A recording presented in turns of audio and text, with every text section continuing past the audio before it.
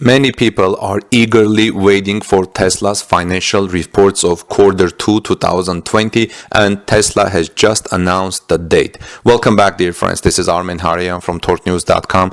If you are here for the first time, please subscribe to our channel, ring the bell so you may be notified when I upload my next Tesla or electric car story. Tesla will be posting its Q2 2020 financial results on Wednesday, July 22nd of 2020. After the closing bell, the company will release a brief advisory with a link to its Q2 2020 update letter. Tesla will hold its regular Q&A session for the second quarter at 2:30 p.m. Pacific Standard Time, which is 5:30 p.m. Eastern Standard Time. Retail and institutional investors, along with analysts, will discuss the all-electric car makers' financial results for the second quarter. So how is it going to be, and what are your expectations from this? Tesla posted its Q2 2020 vehicle production and delivery report last week, surpassing the expectations of Wall Street. The company reported total production of 82,272 vehicles and total delivery of 90,650 units in Q2. Among this number, Tesla delivered 80,050 Model 3 and Model Y vehicles, making up 88% of the company's overall deliveries. In the first quarter, Elon Musk stated that the Model Y was already profitable. Here's a quote from that. In Q1, we produced more Model Ys in the first quarter than Model 3s in Fremont in the first 2 quarters. Thus far, the Model Y ramp has been even faster than the Giga Shanghai ramp in Q1. Most surprisingly, in other words, we are ahead of the schedule that we were ahead of already.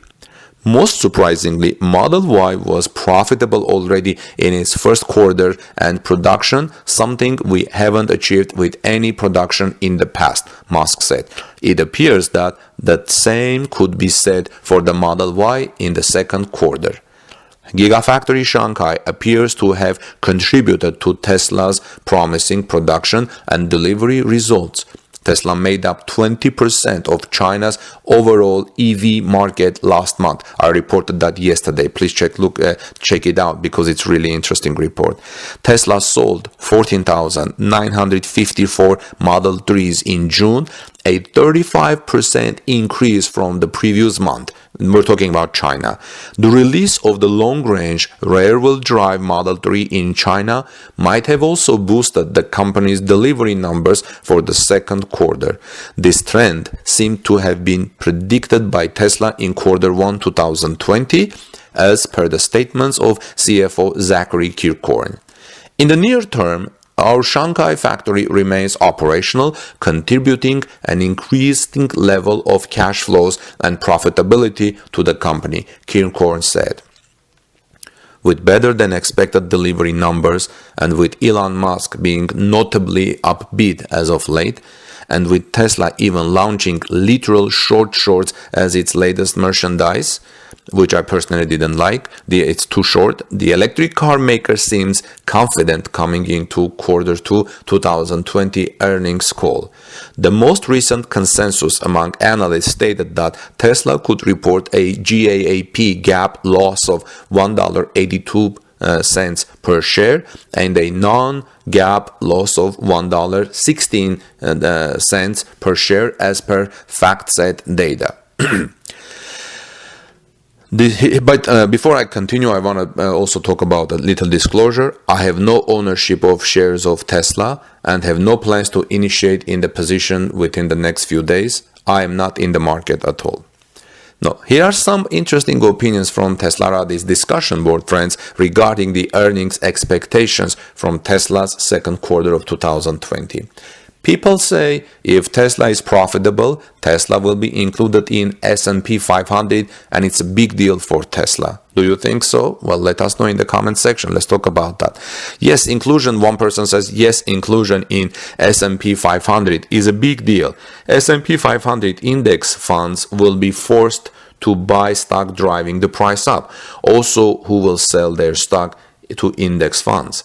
The Tesla funds and the billionaires holding Tesla stock are not interested in selling, as they expect a long-term stock price of several thousands of US dollars, so S&P inclusion could have a large impact on price.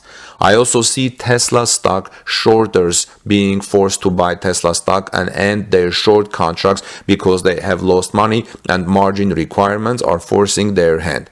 Musk predicted a short squeeze of the century, and we are seeing that happening right now.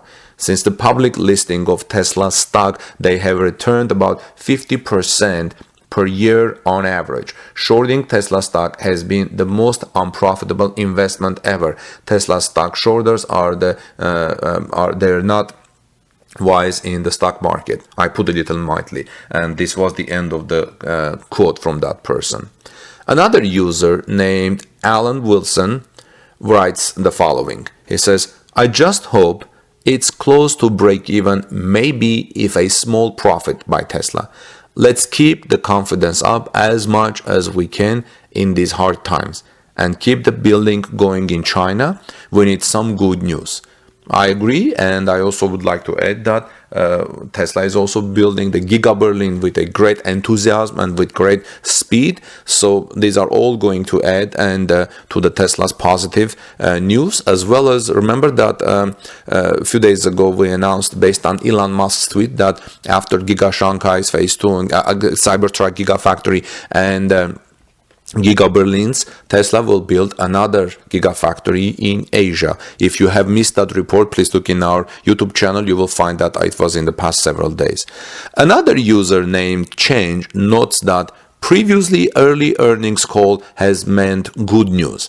So Tesla may show a small profit, who knows. I still think a loss will be more likely because of the increased CapEx and depreciation ramping Y and building Shanghai Giga and Berlin Gigafactory. Also, Tesla lowered prices and on their sales was hurt very much by the lockdown. If Tesla can make a profit in these circumstances, they will have lowered cost on making Model 3 and Model Y by a lot, and also got more emissions credit than expected.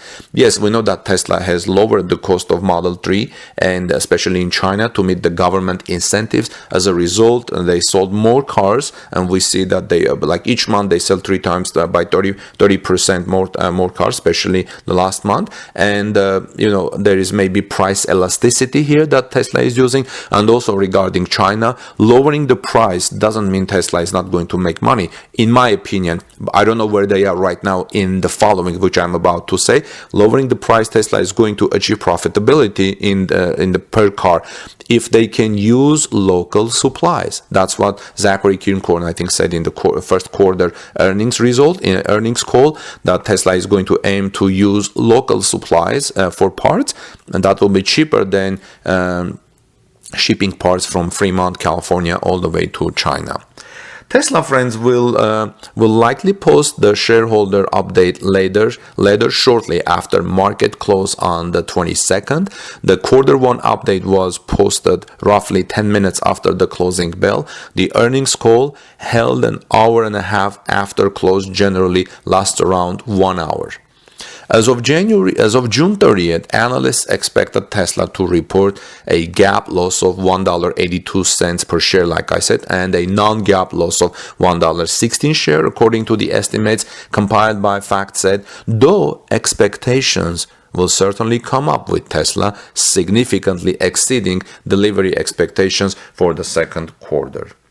Profitability will be watched even more closely this quarter due to the implications for S&P 500 index inclusion. If Tesla posts a profit, they will be profitable for both the trailing 12 months and the most recent quarter, thus becoming eligible for inclusion in the massive index S&P 500. Elon Musk's recent emails and Tesla release of celebratory those apparel, the shorts, just after quarter end may be indicators that Tesla has achieved the milestone. I don't know. What do you think? Retail investors will have the opportunity to submit and vote on questions for Tesla's management team through a platform of say.com. The submission process will open about a week prior to the report date. What questions do you have for Tesla earnings call? Let us know in the comments, friends. Reiteration of the 2020 production delivery target would be nice, but that's the obvious one, I guess. What I'm most interested in is knowledge about the non-car sides of the business and the ramping of those non-car sides of the business, solar, energy, and so on. Most of the things I think everyone really want to know, we will have to wait for the battery day. I think the most important information is going to come during the battery day. Here's another question for consideration. Elon keeps reiterating full autonomous driving features set complete this year, which I reported this morning, and they are very close to level 5. If you have missed that, please look at my previous report this morning. What are the top reasons he is so confident that we don't yet know about? What are the assumptions being made that have the highest probability of being delayed? This virus has created new market dynamics and timeline constraints. As such, what is the priority order of the various products in the pipeline as of today?